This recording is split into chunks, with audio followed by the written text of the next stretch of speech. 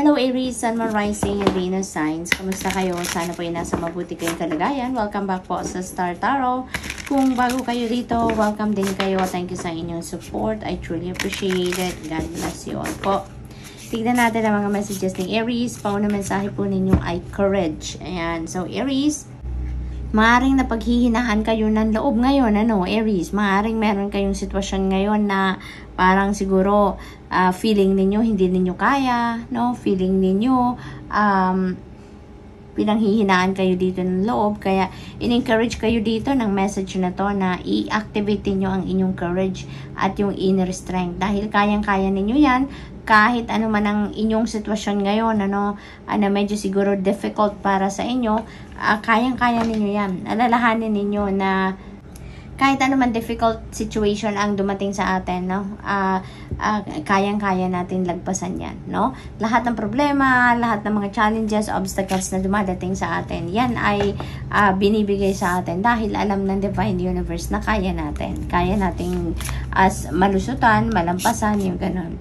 Willpower, ito din ang kailangan ninyo, Lakasan lang din ninyo ang inyong loob, tatagan ang inyong kalooban dito at gamitin ninyo ang inyong willpower, kung ano yung gusto ninyo, kung ano talaga yung sa tingin ninyo ang makakabuti, yun ang i-push ninyo, Aries, i-push ninyo yan, wag kayong magdalawang isip, kasi lagi naman tayong ginagabayan, diba, ng Divine Universe, lagi tayong binibigyan ng mga divine guidance, ng mga intuitive messages, gamitin ninyo yan, palakasin ninyo ang inyong kalooban, pagsamasamahin ninyo, pati na yung pagtitiwala sa inyong sarili, sa inyong kakayanan, at higit sa lahat yung willpower ninyo, paganahin ninyo, kumbaga, around this time.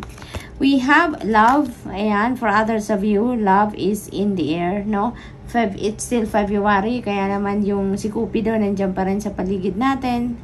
Active pa rin, maaaring yung sitwasyon dito sa dalawang ito na kailangan ninyo na maglakas ng loob dito or kailangan ninyo na magpakatatag is maybe that is related to love situation, maybe meron sitwasyon sa love and romantic relationship ninyo na kailangan ninyo talaga dito siguro na magdesisyon or alam mo yun, yung kailangan ninyo na lakasan ninyo ang inyong kalooban, yung ganon. So maybe that is related to love.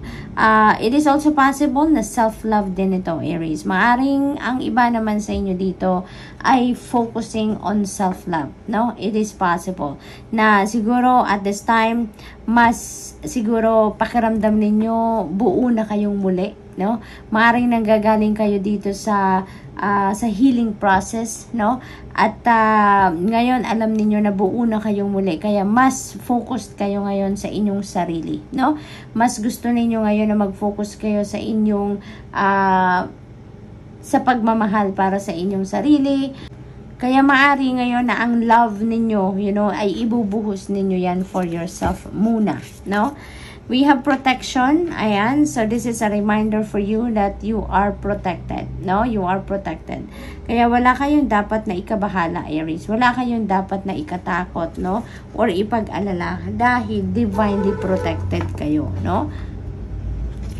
So, what else? We have closure. Ayan. So, meron siguro ditong relationship na nag-end, Maaring recently lang yan na nag-close ang isang relationship. Kaya siguro kailangan ninyo ng courage and inner strength dito, Para magkaroon kayo ng lakas na loob na para makayanan ninyo yung paghihiwalay na to, yung sitwasyon, na to, yung ganon. Kaya, it feels like to me then na yung closure na to is talagang related dito sa love and romantic relationship, Maaaring meron ditong may separation dito na nangyari for some of you, But of course, this is not going to resonate with everyone, so just take as it resonates po, Aries. But for now, ang kung sino man ang nag-resonate dito, feeling ko, mas kayo ngayon, mas handa na kayong lumayo, handa na kayong isara ang pintong ito, And all you want is magkaroon kayo ng malinaw, na paghihiwalay. Gusto mo na magkaroon na ng closure ito so that you can move forward na with your life. You can move on with your life, So what else? We have truth. Ayan. So there is some truth that is coming to light dito for some of you, no? Maaring related yan dito pa rin sa love and romantic relationship. Maaring kung ano man ang katotohanan na to, maaring ito yung naging dahilan ng paghihiwalay, or maaring ito yung dahilan or magiging dahilan, no, ng totally na napag-move on ninyo sa buhay, no, Aries. And that feels like to me na nasa ano to yung sitwasyon na to, lahat na to is related dito sa love and romantic relationship ng iba sa inyo, no? So, good luck po, and that's all I have for you for today. Thank you for watching Love and Light. Namaste. Hello, Leo, Sun, Moon, Rising, and Venus signs. Kamusta kayo? Sana po ay nasa mabuti kayong kalagayan. Welcome back po sa Star Tarot. Kung bago kayo dito, welcome din kayo. Thank you sa inyong support. I truly appreciate it. God bless you all. Pauna mensahe ni Leo ay clarity. Ayan. So, maybe this is what you are seeking right now. Clarity, enlightenment, mga ganon. Maaari din na makukuha nyo na to, no? Around this time as well, Leo. So, maaaring finally makukuha nyo na yung truth ng inyong situation. Makikita nyo na kung ano yung totoong sitwasyon ninyo, no? Because of this information siguro na mga parating sa inyo. Maaaring meron dito mga detalye, impormasyon pa, facts siguro na parating, kaya ninyo makikita na ng malinaw, no, ang truth ng inyong situation. So, what else? We have courage, and kung ano man ang sitwasyon na yan, Leo, maaaring siguro it's gonna be like a challenging situation para sa inyo, no? Maaaring yan ay pagdedesisyon, mahirap na pagdedesisyon, or mahirap na or delicate na situation na kailangan ninyong pagdesisyonan, maaaring ganon. Kaya, kailangan din ninyo na i-activate ang inyong courage and inner strength dito, Leo, for you to be able to face, no, whatever this situation, no, na nasa inyong harapan ngayon. So, alalahanin ninyo, Leo, na your spirit team is always with you. Kaya, ano man ang challenging situation or kahit anumang klaseng sitwasyon ang meron kayo, lagi kayong merong gabay, lagi kayong merong nagpoprotekta sa inyo, gumagwardya sa inyo, no, tumutulong sa inyo. Kaya wag kayong mawala ng pag-asa, wag kayong panghinaan ng loob. Always, no, always have the courage, no, to face whatever situation you have right now. Okay, Leo? What else? We have happiness. Ayan, magiging masaya kayo. Mababalot kayo ng saya. So, maaaring kung ano man ang sitwasyon na to, ay yan ay mapagtatagumpayan ninyo. Kaya naman kayo ay magiging masaya. Mababalot kayo ng kasiyahan dito dahil makakakuha kayo siguro dito ng magandang solusyon sa kung problema man yan or kung ano pa man yan, no, challenging situation, you will be able to get around that. Now, Leo, kaya magiging masayang-masaya kayo. Ito, isa yan sa mga magiging rason kung bakit kayo mababalot ng saya. Psychic abilities, this is going to be on point as around this time, Leo, no? Yung mga, mga psychic abilities, intuitive abilities. Kaya din siguro kayo magkakaroon ng clarity dito dahil din talaga sa mga intuitive messages na pinapadala sa inyo ng Divine Universe. Maybe you may be able to listen to it, no? Kaya magkakaroon din kayo ng clarity talaga. Maaari din na may mga vision kayo dito, no, na nakikita, Leo, kaya magkakaroon din kayo ng clarity talaga dahil dyan. Maaring meron ding enlightenment dyan, no? Kaya, malilinawan kayo. New beginnings, napakagandang energy. Mayroon kayong mga fresh start dito in some areas of life. May mga bagong opportunities na parating sa inyo dito. Kaya siguro kayo magiging masayang-masaya din dahil merong magbubukas na mga bagong oportunidad at posibilidad sa buhay ninyo in various areas of life. Maaring ganon dito ang sitwasyon. Kaya napakaganda niyan. So what else, Leo? We have well-being. Ayan, ang iba sa inyo dito is going to have siguro magandang pakiramdam, no? Maaring magandang pakiramdam na ninyo dito, maaring nanggagaling ang iba sa inyo dito sa sakit, no? At ngayon maganda na ang inyong pakiramdam, you are getting your physical strength back, you are getting your vitality back. Maaring ganun ang sitwasyon dito for you, Leo. Kaya magiging masayang-masaya kayo kasi syempre mataas na yung vibration ninyo ngayon, malakas ng inyong pangangatawan, magandang inyong pakiramdam. Kaya talaga naman, no, yan ay isa din sa pinakabonggang dahilan para kayo ay mabalot ng kasiyahan. So congrats and good luck to that, and that's all I have for you for today. Thank you for watching. Love and light. Namaste.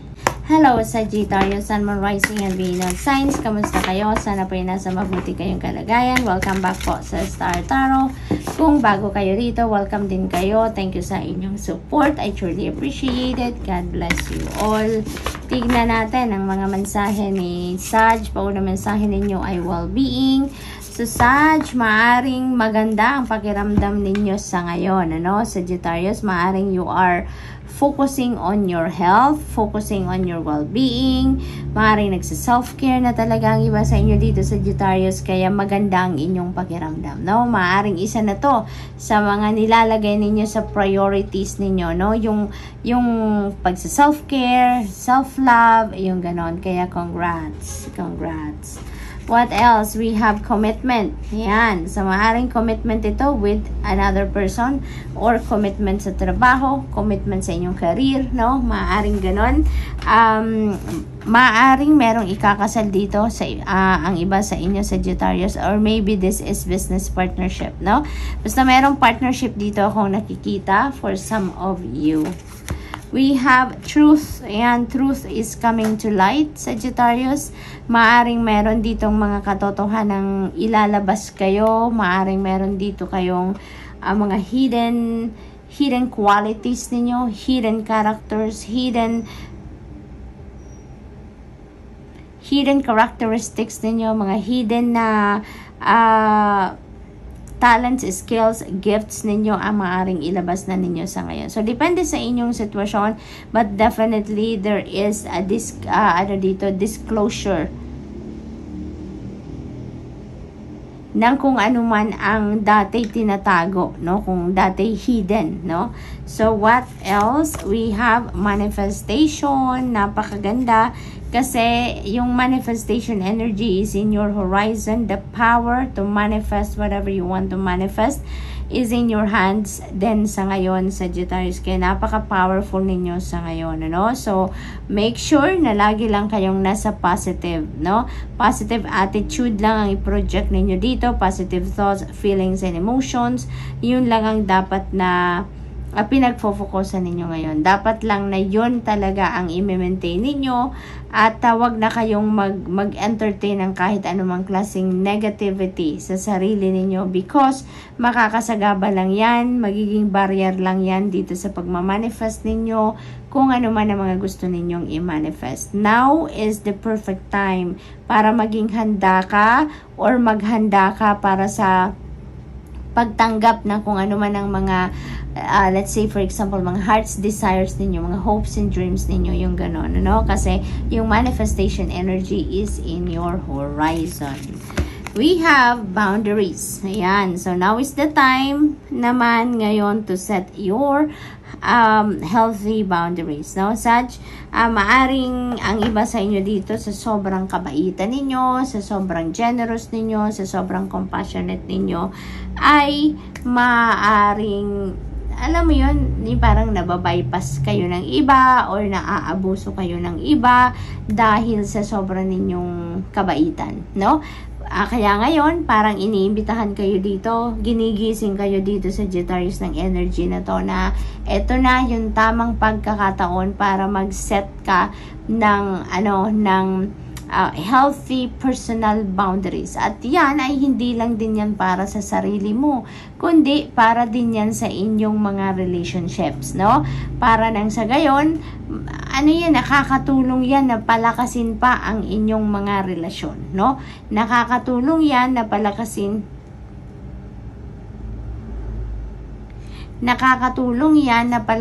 pa ang inyong mga relationship. Nakakatulong yan na mas, yung parang in a way, madidisiplina nyo din yung mga taong involved yan sa inyong kung anumang klaseng relationship ang meron kayo sa kanila na ma-realize din nila kung hanggang saan lang din ang limitation nila, hanggang saan lang din naman ang dapat na boundaries nila at hindi na lumagpas pa doon, no? So, yung ganon. So, tignan natin kung ano pa ang ganap. We have transformation. Maraming pagbabago dito ang magaganap sa buhay ninyo. Isa na dito yung boundaries na to. Yung pagmamanifest ninyo ng boundaries, kung bagay, isa na yan sa magbabago. Yung pag-disclosure dito, yung disclosure na to, you know, that is going to open up new doors then para sa inyo. Maaaring magsimula kayo dito ng bagong buhay, you know, maaaring at you're going to tread towards a different path dahil dyan sa kung ano man ang truth na yan that is coming to light. Maaaring ganun din ang sitwasyon. And dito sa manifestation energy, maybe you are manifesting your hopes and dreams, your heart's desires dito, at isang malaking pagbabago yan na magaganap din sa buhay ninyo. So good luck, Sag, and that's all I have for you for today. Thank you for watching. Love and light. Namaste.